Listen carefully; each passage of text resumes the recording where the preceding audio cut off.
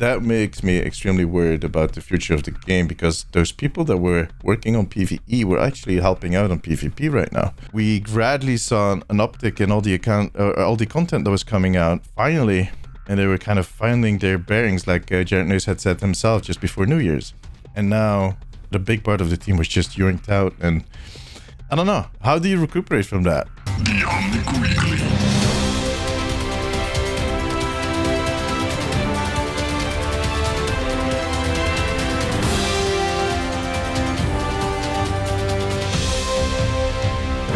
Welcome everyone, it's John Day. Sunday, January 28th, and it's episode 176 of the Omnic Weekly. You would think after 167 times, by the way, doing this, I would get it correctly. I did everything wrong I could do wrong in this whole intro. It's beautiful. I think it's because LP is here. LP, how you doing, man? We love that. Yeah, you know, you got to put on a show for your boy LP. I'm a long time podnik, so, you know, it's completely new experience here. It startled me. That was it. That was the thing. Usually it's ladies first, but because I kind of fucked it up, I went for. Hey, Frozen, how you doing? Hi. It's okay. You fucked up everything. Yeah. So. Just before the podcast, we're not going to talk about the context, but we were talking about us Europeans and not giving a shit about traditions and all that shit. So I guess this just fits into it. We just proved our point. Yeah. No, but I'm good. How are you guys? Doing good, but yeah. Well, the topic. All right, it's been a week, right? So yeah, it's been a big week. It's been a week with both good and bad news, but for now, the bad news kind of weighs a little harder. But anyways, let's just dive in. We're not going to divert too much because we actually discussed before if we were going to do an episode or not, because I don't know, it feels kind of weird, is maybe the way to put it, but in case you missed it, in case you've been living under a rock, in case you're not following the Omnic post, shame on you. But last Thursday, there was an internal memo that was published by The Verge from Phil Spencer that announced that 1,900 people would be losing their job in the coming days over at Xbox gaming in general. But to make a long story short, turns out that from those 1,900 people, the bigger part were at Blizzard, and a substantial part actually within the Overwatch team. So ever since we've seen one team member after the other announce their departure from the company, which has been, to be honest, like I don't know. I know you guys haven't. I don't know about Frozen. I know LP has not been following it super closely, but like for me, I was like that evening. I was just swiping through Twitter and looking at reactions, and it was heartbreaking, mind-bending. It was kind of infuriating. It was kind of weird. It was really weird. I mean, at first, sorry, Frozen, I'm doing this again, the ladies first thing, but that's because I know I talk to you almost every single day. But LP, how did you hear the news about this, and how did it come in for you? So I heard it, I think it was like really close to the time that Riot also announced their big release of a lot of employees. Yeah. Now, I'm not entirely sure how Blizzard, Microsoft is planning on giving their employees like a cushion or a pillow after this big release. I know Riot put out a statement offering like 6 months severance and a lot of other benefits, allowing their former employees to get a laptop to help them find work and help them with network opportunities.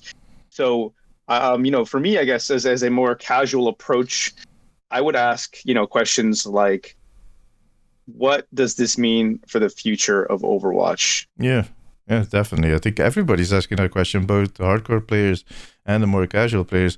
To kind of answer your question about that was like Riot did release a lot of people on Tuesday and Wednesday. They did put out a statement and the list of things that they were doing to kind of soften the blow, which is always a blow, no matter what. Like losing your job is a very painful thing, because it, depending on how emotional or kind of stable you are when it comes to your self-confidence and whatnot, which I think a lot of people are suffering through, like including myself. It's something like that when a company tells you like we don't need you anymore is always kind of a personal blow. No matter like if you enjoyed working there, that is always kind of a hard thing to deal with. And then there's the whole economic reality of that situation, especially for people that work on a visa. That Irvine is one of the most expensive places in the whole of the States to live, where everybody that works at Blizzard actually resides, or most of them at least. So those are the kind of things. And right from their end was like LP said, they got a laptop. They could still access their email account, their Slack account. They kept the lines of communication open to kind of soften the blow and not make it feel like, yeah, right, you're out, bye, we don't need you anymore. And they had all these programs set up. With Blizzard, I feel it's kind of different because I've seen people kind of telling me like, oh, this is the last message I got through on Slack. This is the last time I saw my colleague on Slack today, and then he was just yoinked away. People are kind of scrambling to find another job and getting help from other people. I don't feel like they took care of the people in the same way they did. They kept up with the California laws. That's, they had to. They did the bare minimum, essentially. Yeah. Which sucks. It really sucks. And I agree. It kind of it raises some questions about the future of the game. But let me, from my standpoint, maybe just give you what I think happened here, and I'm in no way making any excuses. If you're listening, and I know a lot of people are very angry, I'm making no excuses for what happened. I just want to kind of pinpoint some things that I noticed from my standpoint that I think happened here. Is that with any merger, I actually said that when we heard about Microsoft and Activision Blizzard getting merged, there were going to be jobs that were going to be lost due to that because there's an overlap. And that is also what Phil Spencer mentioned in his memo was, okay, we got a lot of functions that have a bit of an overlap that need to be looked at. And marketing, PR, community, there's a lot of stuff that they already had set up. I don't necessarily agree that you need to rule everything out, but I can understand that there is an issue there that needs to be solved. The way forward to solve that, I'm not going to comment on that. But that, at least, attests for a part of those 1,900 people. Second to that, the survival game they were working on, Project Odyssey, was scrapped after 6 years of development. Now, I have heard from different sources that the game was doing okay, that was fun, but that they at least had another 4 years of work to go. Like they wanted to push it out by 2026. They're never going to make it. I was more looking at 2028. And there was one major issue that I think I got through Bloomberg. They were working on an engine. They were forced by Activision Blizzard to use the proprietary, how you pronounce it correctly? Proprietary. Yeah, that's it. Engine, which is something with an S. I can't think of the name now. To make that game, which is actually used for mobile games. And they protested because they had made the original proof of concept and the prototype. They've made that in Unreal, and they wanted to continue in Unreal. And actually, when Microsoft took over, the team was actually preparing and hoping that they would get the chance to switch the whole project over to Unreal. But instead, it got scrapped because it was going to just be too much work. Like the impact would have been too big, and I think some people were not confident with the fact that another survival game would enter the market, and if it was going to make enough of a difference. That being said, I don't know. Like this week alone or last week, there were two. One of the last few weeks, there were two survival games that came out. I don't know if you guys played them, Palworld and Enshrouded. So wait. I just want to point out that Enshrouded, I did download it. I've been it's just like I think I scratched like the surface of the game. I'm super excited to dive my teeth into that. Yeah. Actually, it's made in Frankfurt, so. Yeah, it's. Oh, is it? Is it? Yeah, it's a German developer. I played it yesterday with my girlfriend Hilda all night. We went to bed at 4 a.m. because we just got so kind of sucked up in the game, because we usually the only games that we occasionally play together is like Overwatch, but. It's like there was a game before Enshrouded, which was called Craftopia, which had a few issues and it wasn't doing that well. But with Enshrouded, I feel like they took everything that was good out of Craftopia and kind of made it into something new and something better. So they really did a good job on that one. It is one of the most enjoyable survival games I've played in a year. Not even in a year. But these games have been doing big, so it's kind of weird that they would. But anyways, that is the second part. Sorry, LP, go ahead. As Reinhardt would say, German engineering. Precision German engineering. Yeah, there you go. Survival game that they wanted them to use the other engine because it could load more like bigger maps, more like way faster and more entities. But like they just had to map out and try to make everything in which engine was that again? Unreal, the other one. Unreal, and they like prepared everything and had to like copy it over into the other engine, which they had to learn from scratch, and it was just a big mess. That's why it took so long in the first place. Exactly. That's another evidence of C-suite kind of messing shit up and basically, well, kind of not contributing in a positive sense. I just wanted to kind of bombard or kind of nuke the hell out of this project, like they actually did with Overwatch 2.2. And the third thing I think is that what happened, and which is actually very bad news for a lot of people, and I think is going to, if this gets officially confirmed, if I'm right about this is going to be another shitstorm in a few weeks. But I think they completely scrapped anything PvE in all of Overwatch. I think we're not getting any more hero missions. The whole narrative team, almost the whole narrative team, including the lead narrative writer, Gavin Jurgens Fury, were fired. The people that the design on all the mechanics and the kind of the missions fired. A lot of the environmental artists fired. Everything that tied into PvE, all those people were fired. There were a lot of people fired on Team 4. And according to what I've seen from other members that are left, kind of, let's be honest, panicking kind of now, they fired some of the most talented people on the team. So that also tells me that decision was made very high up, and that I don't know to what level, if Aaron knew about this, if Jared knew about this, I don't know, but I feel like someone at the top took an Excel sheet and just typed a command to kind of remove 1900 lines of that whole Excel sheet. That is kind of how it feels. It feels kind of, it's not random because the survival game was cancelled, the PvE was cancelled.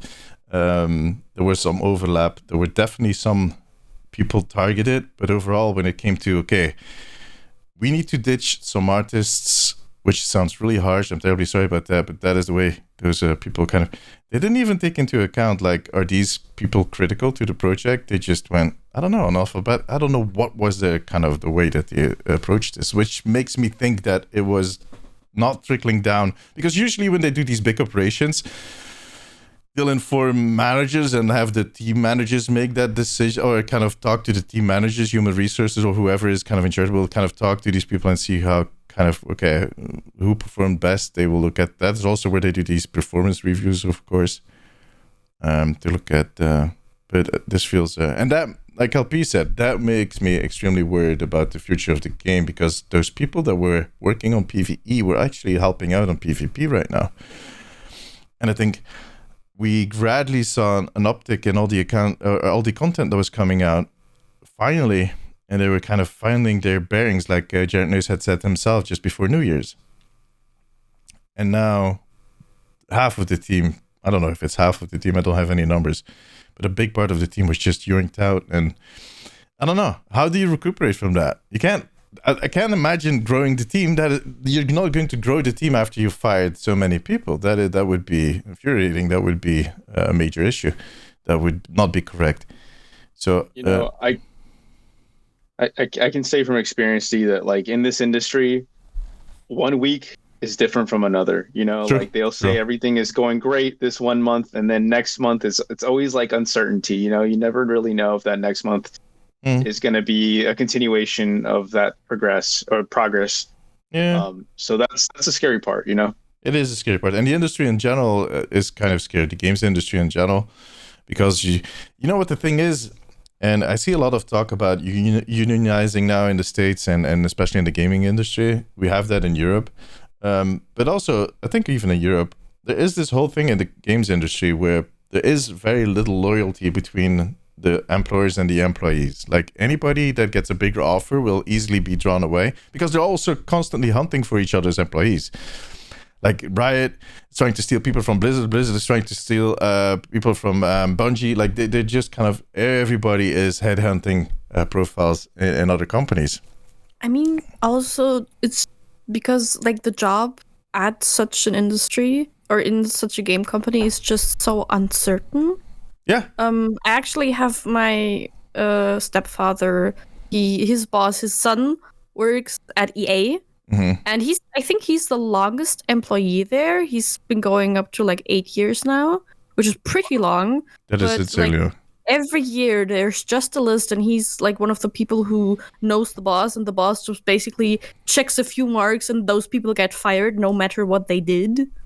Yeah, that is exactly it. People are kind every year you could just lose your job, so it's of course there's no loyalty if the employers don't do anything to keep the people there. The only way you can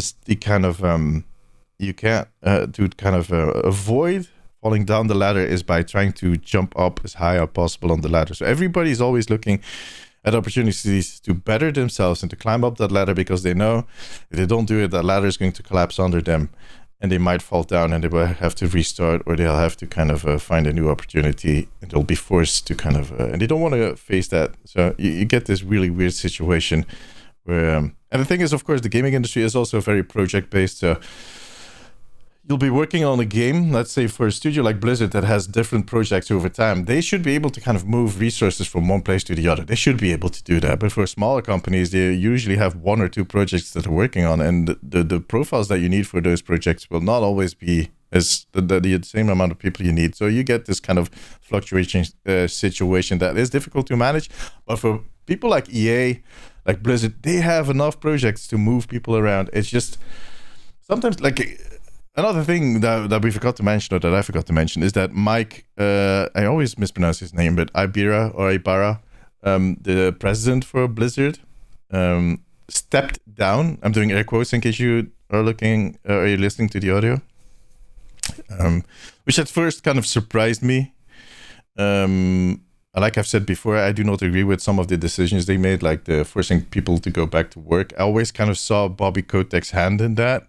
But now we're starting to learn that, well, he wasn't that far off from Bobby, from what I've heard. Like, a lot of people are starting to talk about things he did and decisions he made. And I'm starting to think that Microsoft just decided to yeet him out, and that he was actually fired, and that they're kind of firing him under the vague mentioning of, he stepped down and he's going to spend some time with his family and whatnot. But yeah. It's like the all too well excuse. Oh, that person isn't there. He's just somewhere else. He's abroad. Talking about abroad. At some point, he made a tweet. Mike made a tweet, and he said, like, it's been a hard day. Blah blah blah. The thing you kind of expect from a manager, PR wise, to kind of do. And then the next minute, he's on LinkedIn bragging about what he did at Blizzard, that he's looking forward to join the next company, but that he's going to spend a bit of time traveling around the world.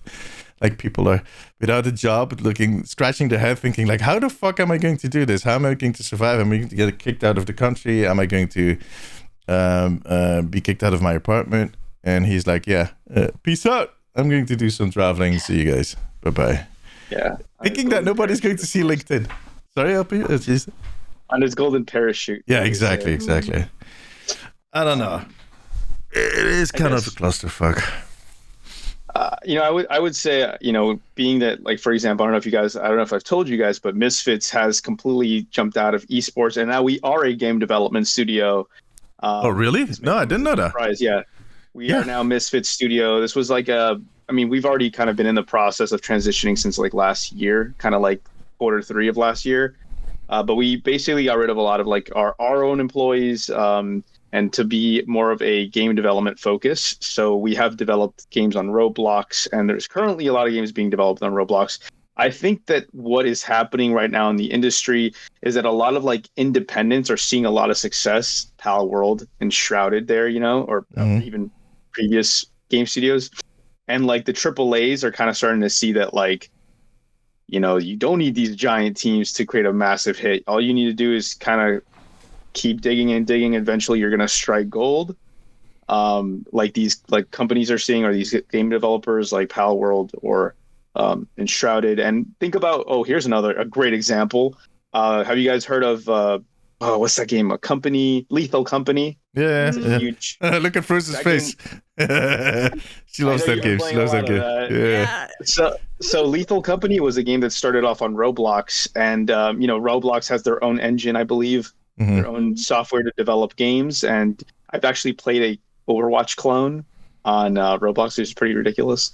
And you're starting to see a lot of these developers start off on Roblox and take their games from this platform and take it over to a different engine. Like for example, like Lethal Company was developed on a different engine outside of seeing the success that it had.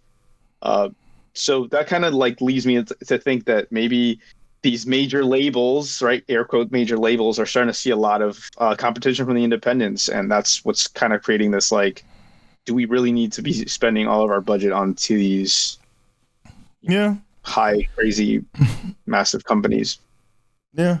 I mean, like, look at Baldur's Gate, which was a huge success, but that is also a big-ass team, and that is a team that is spread over 4 different continents. That is, they might be smaller than Blizzard is, but they are really smart about it. So I don't know how many people know this, but Baldur's Gate or Larian works with studios over 3 different continents, and there's always someone working on the game. So here in Belgium, they're where their home base is. When the clock runs out and it's 5 p.m., everybody goes home. Someone in the States picks the game up and starts working on the game, on another part of the game, and they work there 8 hours. And by the time they stop in Asia, someone else is starting to work. And you basically get this cycle where at all times your game is progressing. Of course, not everybody's working on the same thing, but there's always someone working in your game. And that's how they got so much content out in such a short time, because they were working 24/7. That's insane. I actually had no idea. That's kind of like past the hot potato pass. Yeah, right? It's just a very smart way. Yeah, it's very smart. And if you can, the one thing that puts a lot of pressure on the people that have to, the project managers, to organize everything, because you can't have 2 people work on the same story, so to speak, or the little element of the game. Basically everybody's working on their own puzzle pieces, and at the end they need to click them all together, and that needs to be followed up. But that is very smart. So it isn't always necessarily about the amount of people, but the way you organize around it, and staying true to what you want to do. I think those are the stories that they need to pick up. That survival game that they were working on, granted, if you have to work another 4 years to finish it after you already worked 6 years, that's 10 years in total. That becomes a difficult story of kind of, you cannot predict how that market is going to be in 4 years. That is always the difficulty with AAA in general. You start on a game in year 1, and by year 5, you do not know if everybody's still going to be interested in a genre. There might be a shift in the way people perceive games and whatnot. That is why indies have a bit of an easier job. They have an idea, and a year later they can kind of get it rolling if they're really smart. And that is also something Larian did, put in an early access, get a lot of feedback from your community, and that is also something that Blizzard doesn't do, that they should be investing in, instead of just trying to try cost. There are many reasons that I can think of that they could be doing this, but none of them are good, in my opinion, at least. I feel like for us as gamers, I want to be clear about that. For shareholders, for people that are focusing on the spreadsheets, that's a different story. But for us as gamers, I don't know. I think this might be the final goodbye for the old Blizzard. It almost feels like the shelf life of games these days aren't like what they used to be. Yeah. Like, for example, Among Us had a huge blow up. I don't really know how many people are still playing that game, but I'm sure it's still a pickup type of game, maybe every now and then, but it's not like the major or the focal point. I think among kids it's still. Among kids, like on Switch, I get the impression it's still being played. But what is the other one with the little man that you started out with 100 people, and then you had to kind of Fall Guy?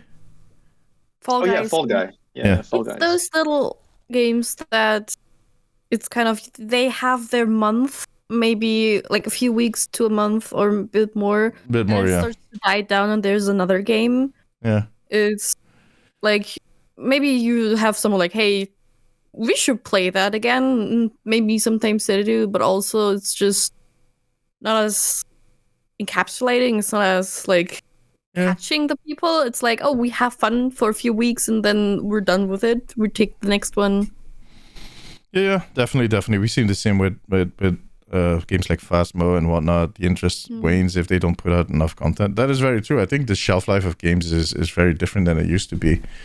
It depends also on the type of game. True. Of course, with a shorter mini-based game like Fall Guys, it's not gonna have as long as a shelf life as like a multiple 100-hour story game.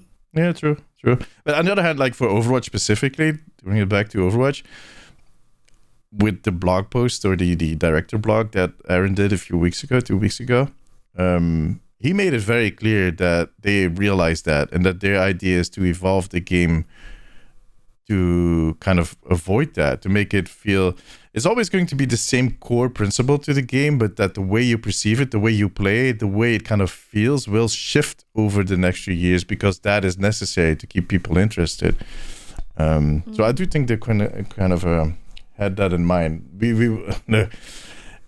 What I'm hoping will be happening in the next few days is that we at least get some type of, I don't know, how do I put this? Not a sign, but from the management or the leadership at the Overwatch team to kind of give us a bit of a state of a union, like to get all right. We took a huge hit. We lost a lot of people.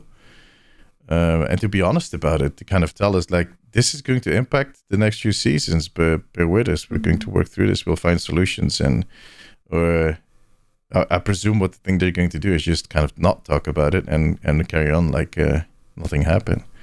But can you imagine being left at that team? I think some people will not have that much of an issue. I mean, some people are very practical, only started working there for the last few months. But for other people that have been working together for 10 years and just from one day to the other, bam, the people that were sitting next to you, gone, out of a job. Yeah. And I think for the long-standing employees, it is a kind of a bit of a blow just to see coworkers, especially when let's say if you've been there for a while and you've seen recycle after cycle and all that, you kind of start feeling like a bit demotivated yourself. Yeah. You know, like how long do I have here, right? I've seen a lot of people react like that on Twitter, going like, "Yeah, I didn't get fired this time around, but now I'm going to live with the fear forever that I'm going to be in the next wave, whatever they decide to do this again, because they've done it in 2018. They've done it in 20. I remember when they fired the whole Paris office, the Versailles office, like they eaten all those people out. Like it was also a huge blow. But that was all about, there were no developers in Paris, or very little, I think. It was all about PR, marketing, which are very important roles. Don't get me wrong. Like they fired community managers, which I think are for any game that wants to keep going for the next 10 to 20 years, like they say themselves, they need their community managers. They are the connection to especially for the Overwatch team, because the rest of them, with all due respect, don't have the skill set to do it. They have like Alec Dawson is probably a very talented guy, and I think he's probably a very nice guy. But every time I've seen him do an interview, I see him talk to to people, and I don't think it's I don't want to be rude or anything, but he looks like he's either stressing, like, which I think is the case. I don't think he likes doing that. It stresses him out, or that he doesn't give a shit. Like that, those are the impressions I get, because that is not what they do. That is not their base skill set. They're good at their job, but getting that extra PR community part in there is always kind of on one end, they probably enjoy talking to everybody. On the other end, yeah. I did that interview at BlizzCon where he was also part of, and he came in pretty late, and he was like, you could tell that he had been all over the place, and I don't know. It always feels like it is not perfectly, or it's not always his thing. And then Eric Keller is always kind of a little nervous when he's talking. Jared Neus, we're going to talk about esports later because we have to. LP is here. But I don't know if you guys saw the whole announcement for OWCS. I have to think. CS. Yeah. He was also kind of, you could tell that everything was scripted, and Zoe is so good at her job that she just kind of, she just rings like a bell, you know? And he's just like, yeah, but maybe we should talk about where we're going to do those. And like, really like the scripted. You can just tell who's in their element, with who's comfortable sitting there talking, being really and who's like just nervous and not really in their element in that. Because I mean, as a person who develops games, who like doesn't necessarily have contact with a lot of people, you don't have to have social skills that much, or you don't have to have the skills of talking to a group of people confidently in everything. And that's why usually there is exactly people for that are comfortable, that have the skills in those departments to comfortably talk to a lot of people, announce stuff, and do everything. Which is like, you can just tell who's comfortable up there on stage and who's not. Definitely. Like, I've been to GDC, I've been to like local events here in Belgium. I worked in the industry here in Belgium for a long time. I was teaching at a school that also had a curriculum in gaming, one of the biggest in the world, actually. A few of our community members are going to study there. Kobe, one of my mods, actually studies right there right now at that school. I've had many interactions with these people, and it's always like it is like GDC is such a weird event to go to.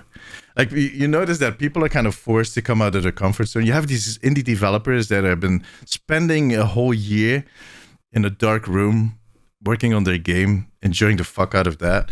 And then they come to GDC and they know, like, okay, I've spent like $5,000 to be here. I need to make this work. So they'll start talking to random people, and you'll be in the queue.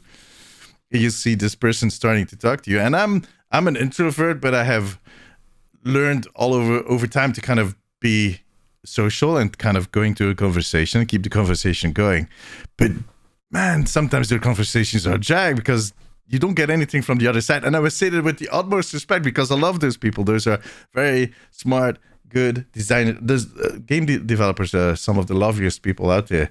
But I'm not talking saying that everybody is like that. I'm not saying that it's an all-round thing, but a lot of them. And it's not always a comfort zone. It's your passion. That's all you know sometimes. Yeah, exactly. Yeah, exactly. There's in Gamescom there's an entire hall just for indie games, like an entire area just for indie games. Yeah, and there's. Like sometimes when you have a chat with those people, you can tell who has some skills with talking to people and who has not, because you will have the people who approach people trying to invite them play their game, to tell them stuff about their game that they made. You like see the passion, and sometimes you just see someone standing there awkwardly, like trying to go to people but not really like making themselves go over there and stuff. And I was like, you need help.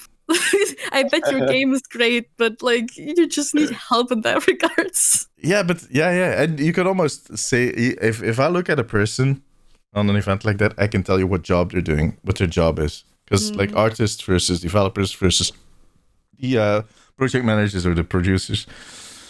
Yeah, it's not always a thing. But anyways, I don't even know how we got on this little train of talking trash about the social skills of game developers. I don't know. I don't remember how we got here exactly. Oh yeah, with the whole you need your community managers. That's what I was saying. That was where we started out. Don't fire those people. You really need them. I noticed that more than ever. Like the person I was talking to, my personal contact was also fired. And she did an amazing job. I've told her, like, I've thanked her for her services and everything that she did. She's always tried her best to she helped me out in the last year pretty tremendously. She really stepped up. But now she is without a job, which kind of sucks. And you can't tell why. I mean, they don't have that many community managers. It's probably one of those overlap jobs. To be honest, I really hope we don't get the PR people from Xbox, because in Belgium and in the Netherlands, there's nobody because it's such a small region for them. They don't give a fuck. So we'll see. But it was a tough week. I'm going to be honest. Like, for me, this whole weekend has been, and I don't want to. It is really.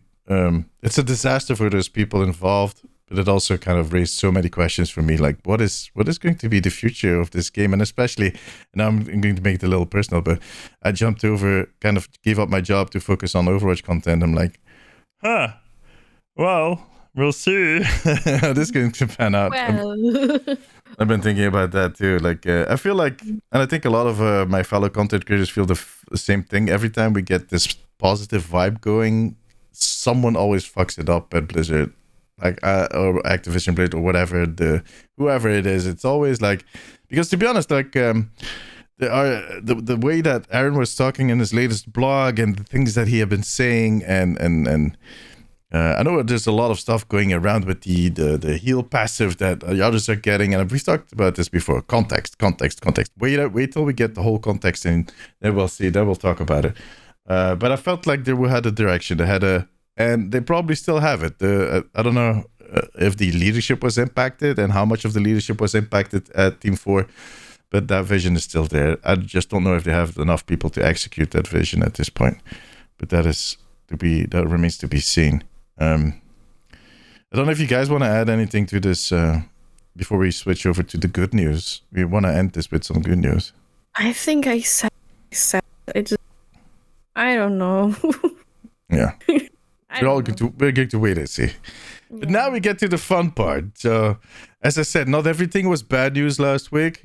It was really, really bad news, and it kind of puts a dark cloud over the good news that we got. But the good news was actually, like, a few weeks back. The good news is I've enjoyed playing Overwatch. Oh, there we go. Weeks. That's the good news. That was the good news. All right. Again. Thank you for watching. My love for Overwatch is back. You're watching LP. Let's go. Wait, LP, are you still playing a lot of Lucia?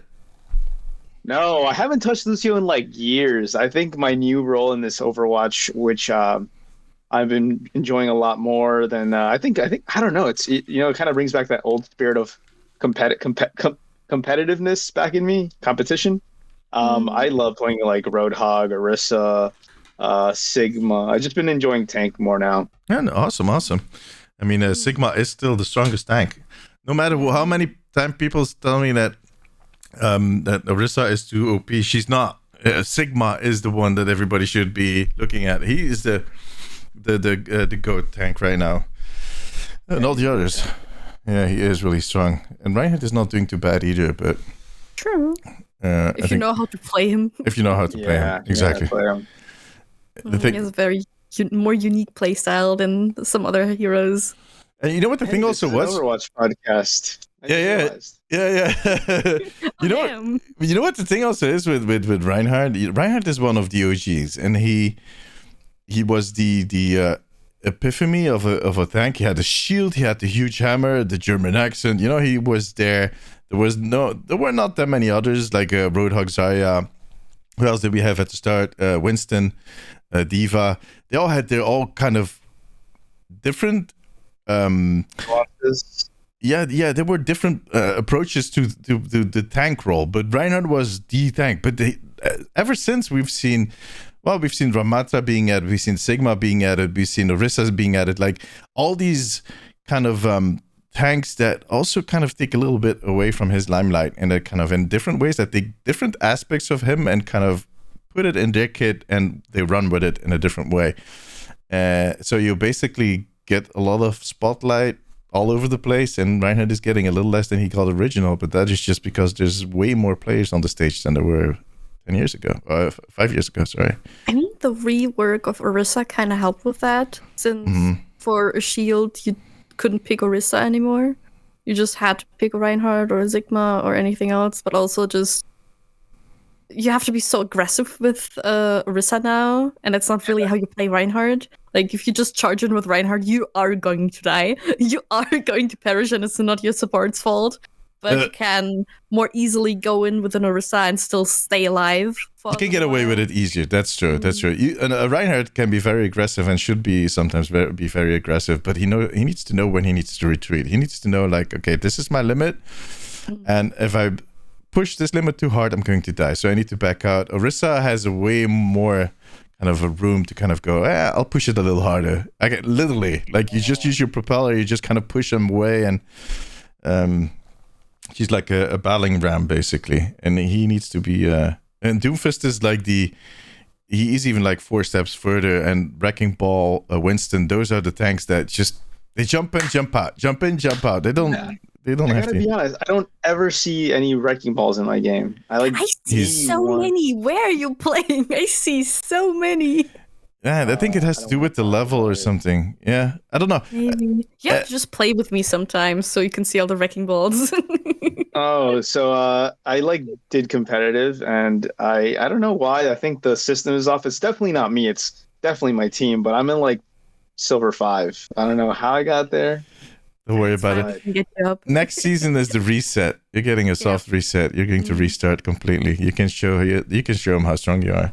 Don't worry about it. The initiative of podcast hosts play Overwatch together sometime. Yeah, maybe we should do that. But I'll be also like, I had kind of the same issue. And you know what happened? When they released Overwatch 2, they did this, they put a lot of decay on everybody's Overwatch 1 ranking. If you haven't played since Overwatch 1 in competitive on your account, you'll still suffer from that decay they had at the start. They removed the decay by now, but all the accounts that logged in after Overwatch 2 but didn't play competitive and then didn't play anymore, those are kind of all screwed over because they suffered that huge blow to their SR, like we called it back in the day. Wait, so if I didn't play Overwatch competitive in Overwatch 1, but I played in Overwatch 2, you don't have that issue. Okay, I don't. Okay, good. Yeah, because you don't have an SR from Overwatch 1. That's really good. Yeah. No, it's because I was confused sometimes in which ranks I got. I was like, this seems too high, but I'll roll with it. Yeah, no. They did this huge thing with the SR at the start of Overwatch 2 where they just took everybody's SR from Overwatch 1, notched it down because they wanted to give people a challenge. And then, but if you didn't play, they removed it later, but by then everybody had climbed up except for the people that didn't play in that time. And I have one of those accounts too. One of my accounts is also silver, the other one is platinum on tank, so it doesn't make any sense. The one that I play more is actually platinum, so the other one is just suffering the old Overwatch 2 disease. But anyways, but I'm happy to hear that you're playing it more. I think there's some interesting heroes coming along. I think it's going to be an interesting time this year for you to kind of dive back in. And then also, that was what I actually wanted to talk about, which was kind of the good news for this week, was that we got the follow-up, the announcement of the follow-up of the Overwatch League. And follow-up is not the correct word because it's actually a follow-up for everything esports within Overwatch. So Overwatch Esports got a huge shuffle. And the first thing they're going to do now is called the Overwatch Champions series. That's it. OWCS. Always for the last two letters I keep mixing them up, but I need to that one split second to think. Overwatch Counter-Strike. Yeah, Counter-Strike. Yeah, basically that's it. But let me go back a few months. LP, myself, and the guys from Ex Oblivione did this episode of the podcast where we talked about what we would like to see in the future of Overwatch. Well, Overwatch League, rather, of Overwatch Esports. We had this whole discussion with these two gentlemen that are running the esports team and organization, Ex Oblivione. And the result of that discussion was that it needed to be open. That was the big thing. The whole ceiling that you have for Tier 1 and the Overwatch League, in the sense that you could be running a very good team, but once you got to Tier 1 where you're about to hit Tier 1, there's no way of going through that or going to pass that threshold because it was based on franchising. So there was no way for you as a team to grow beyond that. There were individual players that could be picked up, but you as a team were just stuck on that ceiling, which is very demotivating. And that ceiling is completely gone now. Anybody can start a team, sign up, and go all the way till the end and take away all the prizes. If you're good enough, of course. It's not like it's not random. You need to be good enough. You need to be up for it. And it is a regional system, which is also good. So you have 3 important regions right now. You have North America, you have EMEA, which is Europe, North Africa, and the Middle East. And then you have Asia, which is made of Japan and Korea on one end, and then the Pacific countries on the other end. There's a lot of regions that feel excluded, but they're working on that because they're using a platform, the Faceit platform, which, from what I've heard, is very impressive. Like it really is kind of, what was the tool again that we wanted to use for LP? We used it back in the day for our tournaments too. LP was there for the other tournaments. Battlefy. That was Battlefy, yeah. Yeah. I think like in the core, it's basically the same thing, but it kind of really connects to the game a lot more in the sense that it will set up your lobbies for you. It will invite the correct people. It will do a lot of the organizing around that. They also have partners that they work with in all these regions. It's just exactly as we kind of had hoped. Kev from Ex Oblivion, he messaged me. We were talking about it over and he sent me, this is just calling all heroes, but then kind of opened up to just make it, also include tier 1. For me personally, when I heard all that news, I was kind of like, oh shit, yeah, this is going to be interesting. But LP, with all your experience, okay, you're not working at the Misfits is kind of evolving, but what do you think? I think this is kind of a little bit closer to what players wanted in the beginning. I think everybody's kind of just like realizing that, yep, Overwatch League, thank you. I am going to miss kind of like the organized structure of it, and it kind of made it a little exciting as someone from like a Western audience. I think we're all used to the teams, the team names, the regionally based, but I think this, if anything, adds kind of the power back to the players. Starting off with like an open qualifiers. I think we're kind of going back to the relegation thing that we talked about a while back. Yeah, exactly. Yeah. And they all compete to earn a spot at the main event. You're probably wondering, what is the main event? It's the big showdown where the best teams from each region, they all come together and they compete in 2 live in-person events. And they're going to be the ones that like highlight like the competitive of OWCS. And I think they mentioned something about some of the tournaments happening at like the big ones happening at like DreamHack. Yeah, both of them. Events like that. Yeah. The first one is the Master Series that is going to happen in Dallas at DreamHack. Mm-hmm. And the second one is happening in Stockholm, Sweden. Wow. At DreamHack right there. Europe gets some love. Yeah, Finally. exactly. That's right. Yeah, the big finales are happening in Europe. There's going to be different stages. There's 4 stages in total. Over the summer, they're going to take a break. It's an organized form of kind of as open as you can go, which I think is very interesting. I also feel, and I've heard some people comment on this too, that this is actually the way the team always kind of wanted to set it up, but they weren't really kind of like, I think some of the people working at Overwatch Esports in general were kind of feeling like, yeah, we need to move away from the franchise model, or I don't know. I feel like there was a sense of relief that that they were allowed to do it this way.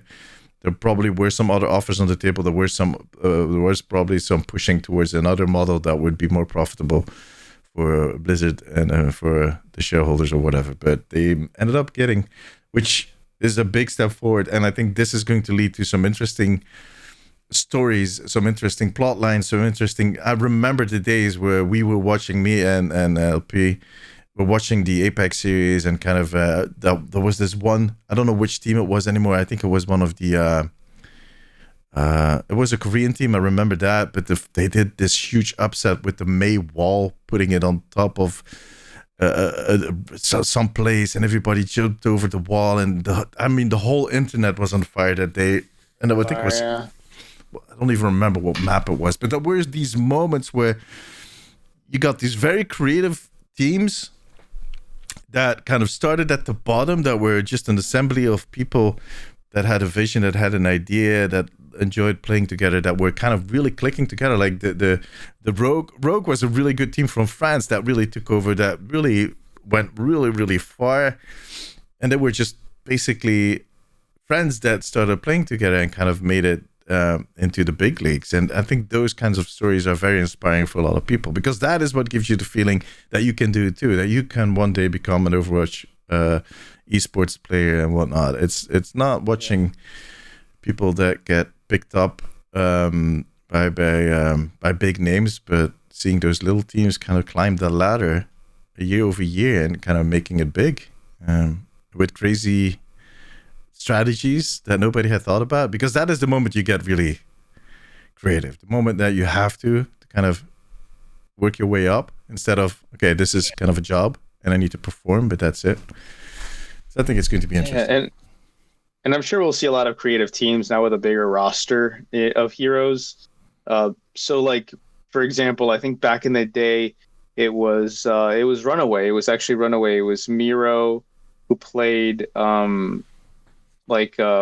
played Winston, back in the day, and that was kind of like the creation of like Winston kind of making its appearance into the meta. When other teams are using Reinhardt, Zarya, like here's Winston making like, I think we're gonna see like those teams stand out, or at least get highlighted when they do a funky comp that other people aren't trying, right? Because the open qualifiers is going to be in a Swiss style format, and there's going to be about a maximum of, I think, 512 teams, and they'll all qualify. Yeah, and that's a lot. That's a lot, man. Right? Yeah.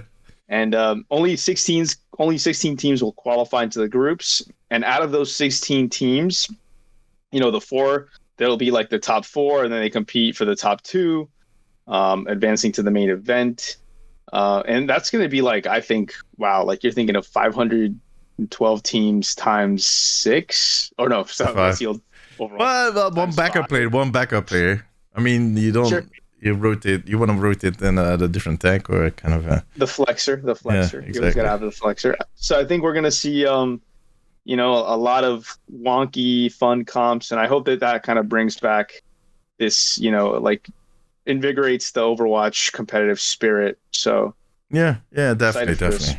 Yeah, me too. Those are the days I look back to with the utmost fondness, is those days back in Apex and the start of the Overwatch League too, because I do think the Overwatch League had merit. It could have been something beautiful. It was just, I remember the first time we heard those amounts that were being paid for a franchise and stuff like that. It was serious. That the people that were kind of involved in this and investing in that, like Misfits was one of the smaller ones, and they had their roots in the whole gaming and esports, but there were a lot of partners in there that they have no freaking clue what it all is about. So I don't know. I feel like let me get my quick $30 million from my bank real quick. Yeah, exactly. And some. Yeah, exactly. I think it's going to be interesting. I'm really looking forward to this, and it's starting really soon. I mean, in the Asia region, it is going to start in February already, and then for us in the NA and EMEA, we're going to get our first games in March, which it's going to be here before we know it. I was talking about the other regions earlier, and that they're going to do their best. I don't know how much of this they confirmed officially, but for as far as I know, people, if you live in South America, if you live in a region that is, let's say, close to a competing region somewhere in Asia, while in Europe, I don't know, like maybe South Africa can sign up in the European region with EMEA. But yeah, you can apparently sign up. They will allow you to sign up in the other region. They will bend the rules a little bit if you are from one of those other regions, because they want to open it up as much as possible, even to the point where at some point Faceit is going to be opened up to third-party organizers. And we had actually planned to organize a new tournament. Till recently, we kind of canceled the plan because we want to kind of wait it out and see how this all kind of evolves. And our partner will also be very busy because they are definitely going to be taking part in like Exo Oblivione. You need to keep an eye on those guys, man. I'm telling you, those guys are going to both in North America and in Europe. They're going to make a huge blow. It's going to be interesting to see those guys grow and make it big. I believe in them. Some fun times coming on one end, and on the other end, a lot of insecurity. I hope that kind of gets fixed this week. But we'll see. Well, fixed. We get a little more explanation on how that is all going to evolve. And LP, have you heard anything about Season 9? Because we know a few things, but I don't know how you've been keeping up. No, I'm going into this with a blind eye. So. All right. Well, we know that there's going to be a huge rebalancing of the heroes. They have not given us any details on what that is going to be, but there's going to be balancing to kind of avoid peak damage, like the kind of damage peaks, the other way around, to kind of make sure that there's more consistency in the damage that is being done, which I think is an interesting change. And that is also where they were talking about giving tanks and DPS the support, or tune down for the support passives where they heal themselves. I've actually been playing a lot of support lately and kind of paying attention to the support passive, specifically to kind of like feel it out. And I'm like, man, I'm not too worried about all that. I think it's going to be just fine. Yeah. It was so much talk, and I just read that. I was like, do you actually play support sometimes? Do you actually know how the support passive feels? and Yeah. when it works and when it doesn't. And if they even tune it down, then I mean, sure, that Genji at the other side of the map who no support can go to can maybe get himself up after a good 10 seconds of waiting until he can get back in, but those 10 seconds can be crucial. And Yeah. also, no support is gonna go over there. True. So it's going to be fun. I'm looking forward to season 9. I think it's going to be an interesting season. I just hope this whole thing didn't fuck it up. We'll see. Yeah, and of course how do you say that? I'm keeping my fingers crossed to everybody because I saw some names of people that have been interacting with me, that have been interacting with my content. I've over the last few years, I have a lot of people, individuals that work at Blizzard in a Team 4 reaching out to me and telling me that they enjoyed my content and it's supporting me even on comments on my videos, on the TeamSeas channel and whatnot. And that really warms my heart. And some of them actually are without a job now, which kind of sucks. So I keep my fingers crossed for everybody. I think in the end, everybody is going to be fine. I know there's a lot of companies like Riot just released a lot of people and they were not the first. But on the other hand, I've also seen a lot of other companies step up and going oh shit, but we need a lot of people. So come check us out. We'll see. Misfits, for example, had Ben go on Twitter. He went and started saying, hey, I know a bunch of writers got fired. If you think you're a good fit, come join our team. Yeah. I'm kind of curious to see what you guys are going to do with that. What the plans are, what you guys are going to do in the future. That is interesting. I had not heard about that at all. So this is the first time. We'll offline that. Yeah. I can't really share anything else. I'll get, I think the government's watching. The Misfits government is watching. Oh, yeah. No. But I'm curious to see how that is going to. I think that is an interesting twist. I think I've also noticed, with Riot firing a lot of people, that the what is it called, the LCS Leagues Champions Series, I guess. LC. What is? Oh yeah. That they also.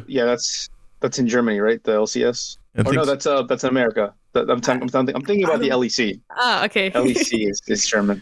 Well, whatever. The big league for League of Legends also kind of isn't, because a lot of people were fired within that structure too. That even to the point where some people are afraid that they won't be able to do the big events anymore or something.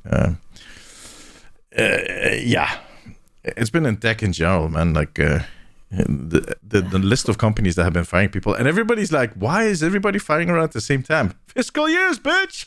Fiscal year. The books need to balance. They have big meetings with the shareholders soon, and they need to Start on 2024. It's always at the start of the year that if the accountants need to balance the books, and that's where the things start to fly. And in the States, it's from one day to and the other. In Europe, at least, if you get fired in Europe, they need to keep you on at least for another 3 months or something. So yeah, we have laws about that.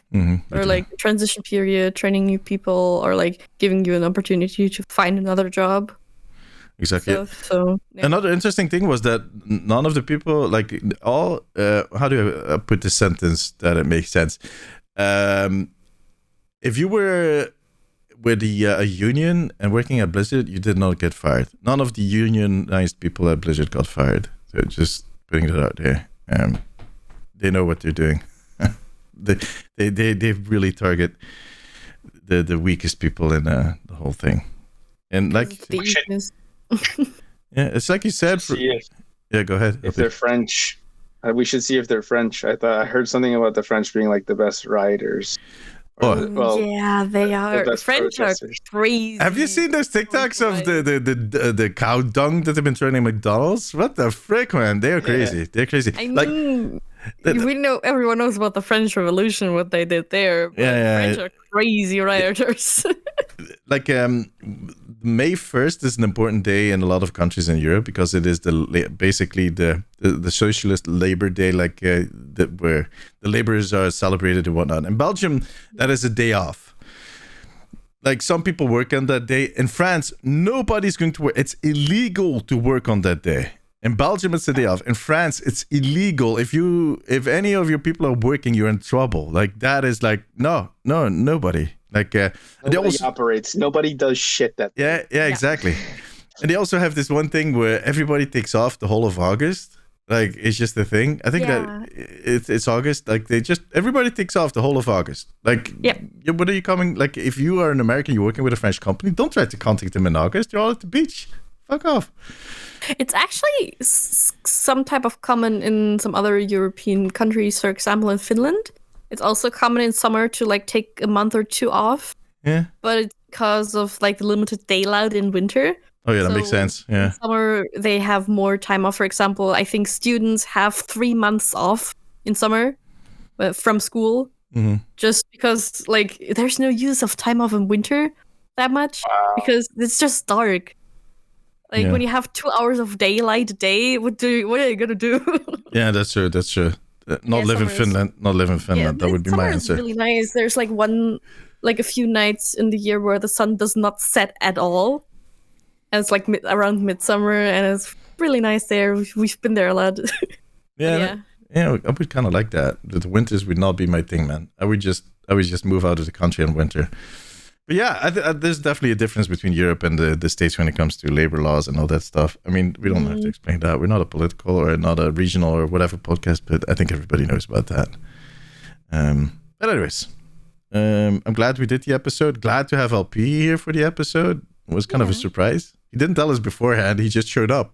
Just like every Saturday. He texted that he was going to be there. He did? I remember that he texted. I was like, oh, that's nice. It was right after he got to know of the OWCS. It was like, next episode, I'm going to be there. That's I missed that. Episode. Sorry, LP. That was on me. I didn't see that. My bad. I mean, the pleasure is just... Back, LP. I like this better. It was just a surprise. It was just like, hey, look at that. LP's here. That's always nice. Amazing. We miss you. Pop in. Let me drop in, Don't get nervous around me. I know. I might be a little intimidating. You want to know what my favorite part is about LP joining in? Is the shade of the palm trees that you can see in the back on his blinds. That is my favorite part. It tells me that the final proof that he lives in Florida. It's just I don't know. It makes me feel jolly and happy to see palm trees. Watch this. Hey Alexa, what's the weather like outside in Celsius? Currently, in West Palm Beach, it's 28 degrees Celsius. Oh my God! 28 degrees! That's so warm. 28 degrees, dude! That's like middle of the summer here. I don't have Alexa to tell me, but I have my 7 degrees right now. 7 degrees Celsius. 5 degrees now. All right. That was a beautiful way to end the podcast. Thank you, Alexa. I love how he kind of stood up, walked into like almost dropping the mic on us. I love it. Beautiful. Which is 41 Fahrenheit. There we go. Yeah. All right, guys. What's a kilometer? What's a kilometer? I'm going to close it down here. We were not maybe going to make it as long as usual, but we did another hour. It's becoming a thing. Like last episode, we also said we're going to make it a short episode. Bam, 1 hour. Here you go. We're just skilled. What can I say? Yeah, exactly. But it was. I'm happy we did this episode. Let me start off with the ladies this time around. Sorry, happy. Frozen. Where can all these lovely people find you? At Frozen Unicorn on Instagram and Twitter, and the first O is a 0. There we go. It just comes out naturally now. LP, that's pretty. Where can people find you? I don't match that. That's such a good first O is a 0. Ponds on the web. On the interwebs. The webs. Oh, dude, I'm Gen X. You're not Gen X. Come on, man, stop it. Follow the Omnic Post for all your updates on Overwatch on Instagram, Twitter, TikTok, and YouTube. Follow me personally as DamesTV on Instagram and Twitter, TikTok, and YouTube.